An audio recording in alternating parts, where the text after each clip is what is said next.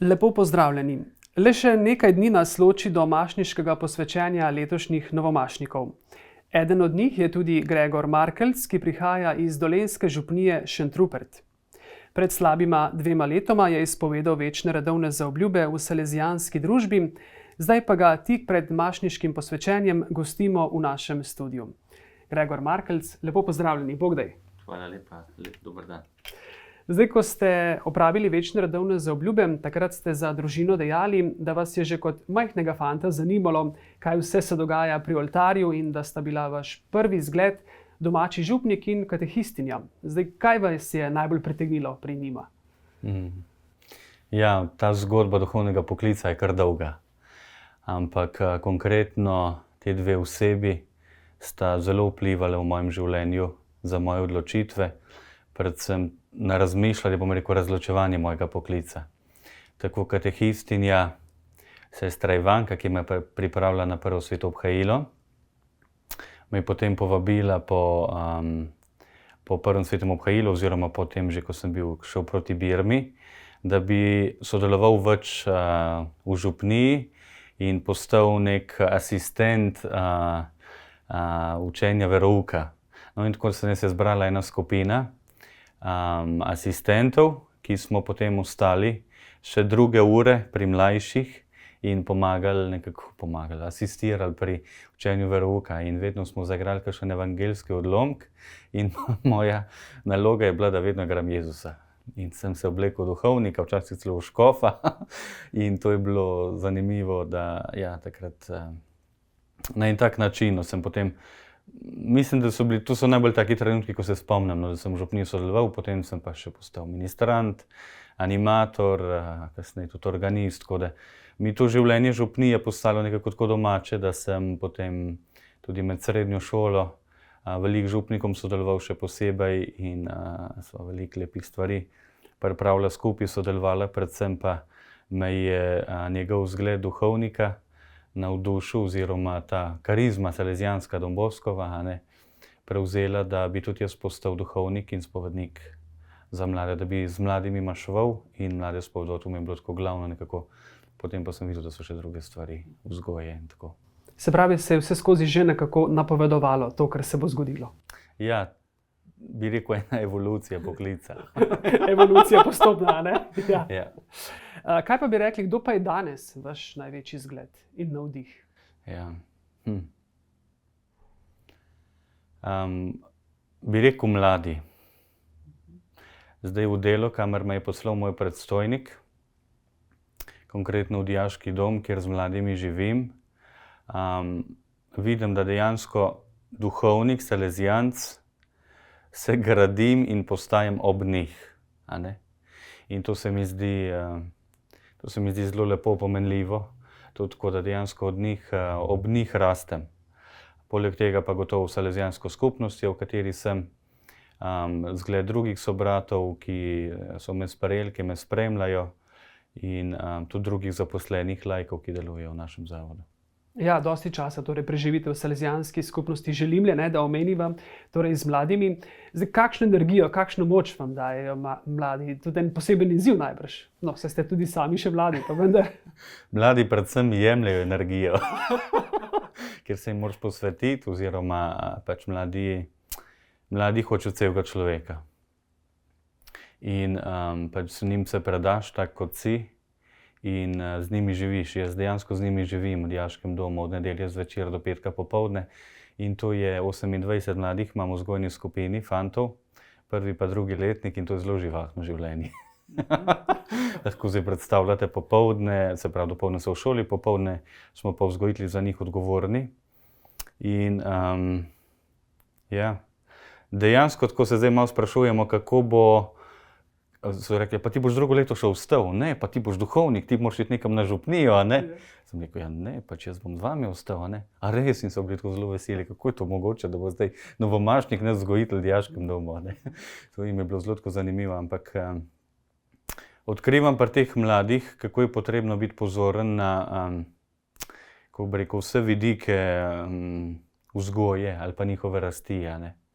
Ker smo šola, dijaški dom, gotovo je ta intelektualna kar dosti pomembna, ne. Se pravi, vsako popoldne imamo več kot 4 ure učnih ur, na katerih pač jaz sedim zraven, delam tišino, jih mirim, spodbujam in tako in drugače, ne. Potem so tukaj športne aktivnosti, a ne, druge dejavnosti, glasbene, kulturne, čisto druženje, ne, socialni vidik, potem pa tudi duhovni, a ne. Jih spodbujati, da bi tudi duhovno rastli, da bi osebno poglabljali vero, a ne, pa tudi gradili eno skupnost, a ne, cerkve. To mi je zanimivo, kako vsak dan imamo mašo z dijaki, zvečer, in se tudi prostovoljno kar odzovejo in pridejo na mašo, pripravljajo molitve vsak večer, po sobah pripravljajo. In so zanimive stvari, tako zelo vidim, da od njih izhaja, zelo življenjsko, največkrat prosijo za bodoče žene, kar se mi zdi zelo lepo.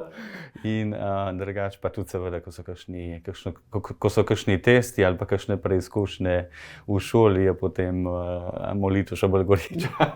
Gregor, kdo potem koga prej utrudi? Vi njih ali oni vas? Dobro Ali vprašanje. kar vzajemno?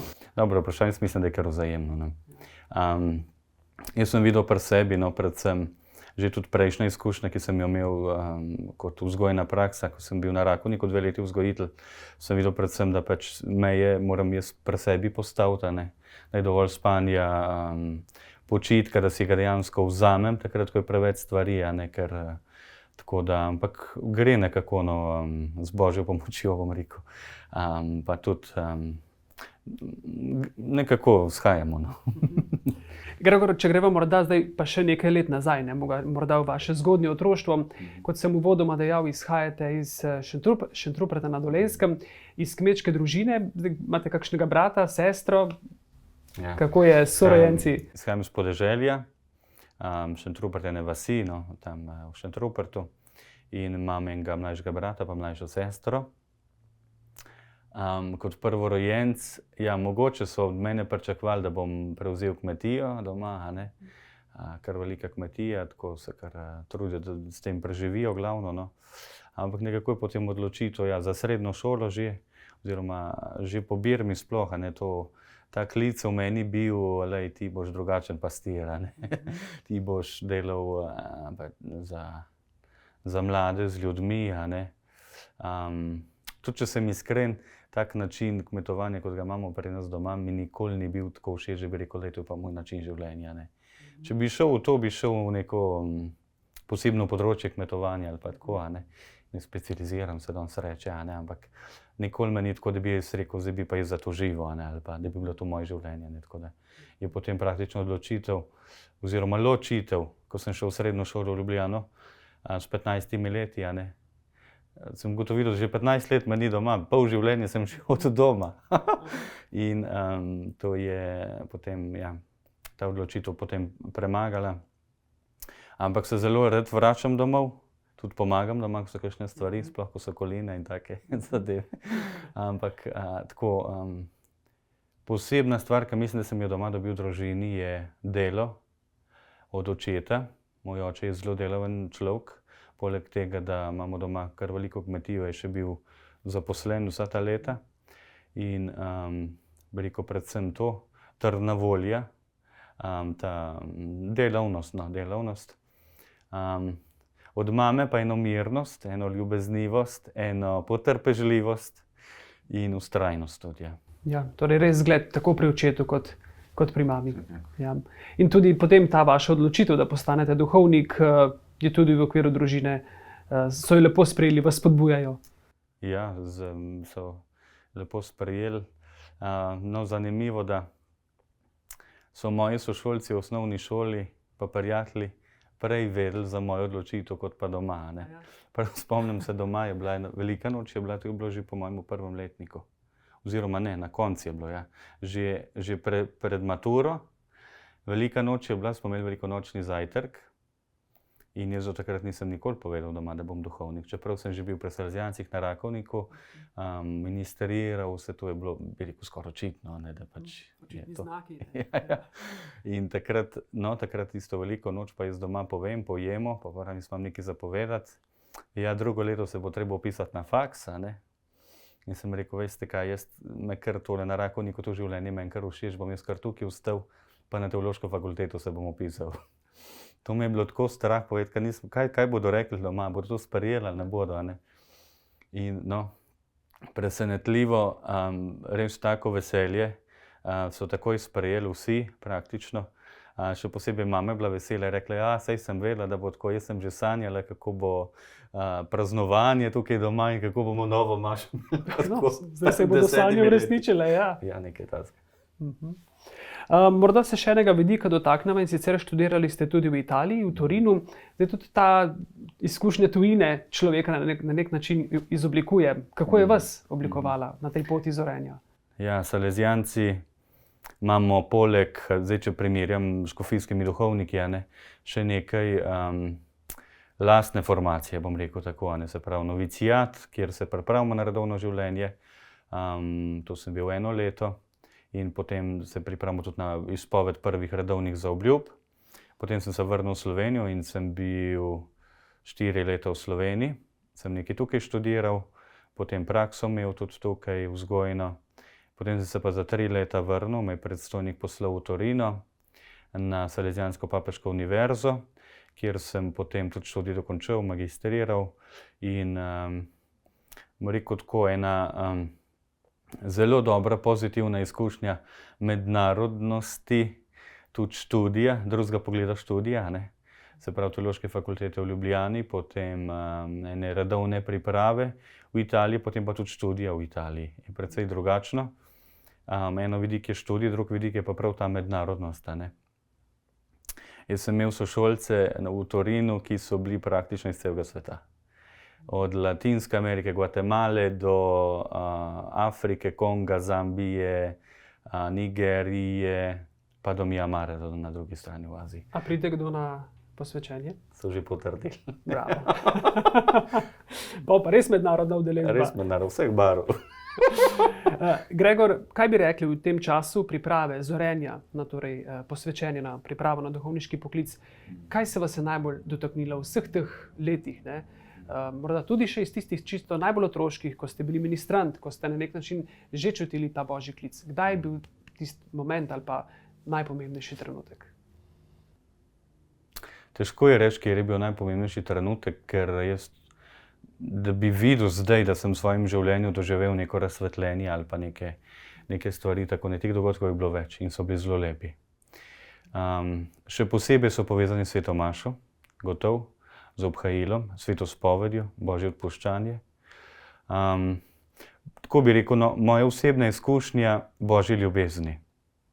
Da sem jaz dojel, da me ima Bog rad, takega kot sem, da ima Bog rad vsakega človeka, da ga sprejema, da mu odpušča vse njegove trme, neumnosti, grehe, sploh.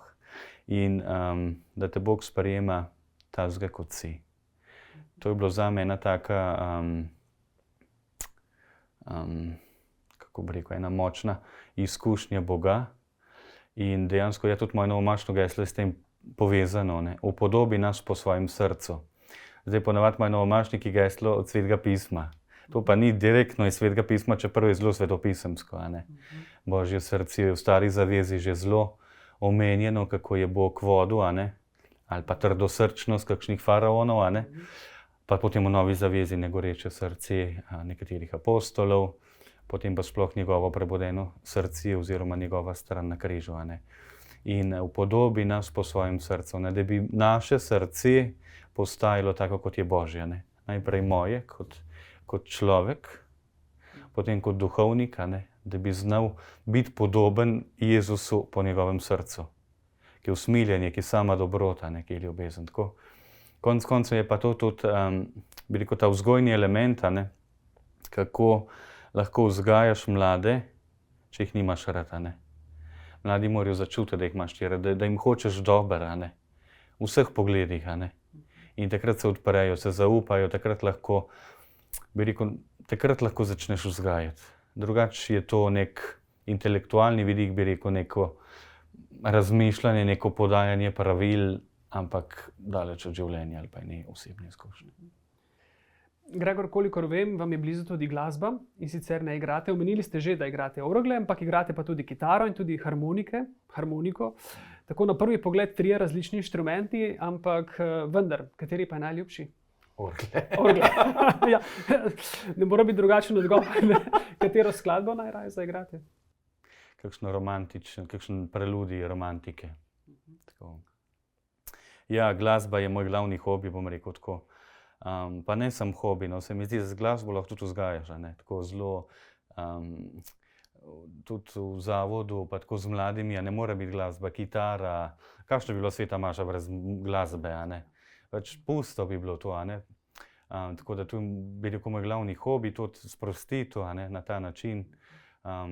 Sicer sem kar malo zanemaril igranje, pa vadenje, pa te stvari, tako da včasih igram, tako nadomeščam, če rabijo ki organista, take stvari. In je to moja diakonska služba, tudi, da ni samo pri oltarju. Drugače pa ja, tudi glasba kot način molitve, a ne. No, na posvečenju pa na novi maši vam bodo igrali drugi, ne? Ja, takrat pa ste To vi spredaj, ne? Gregor, še tole vprašanje, torej ja, posvečeni boste na praznik apostolov Petra in Pavla v novomeški stolnici.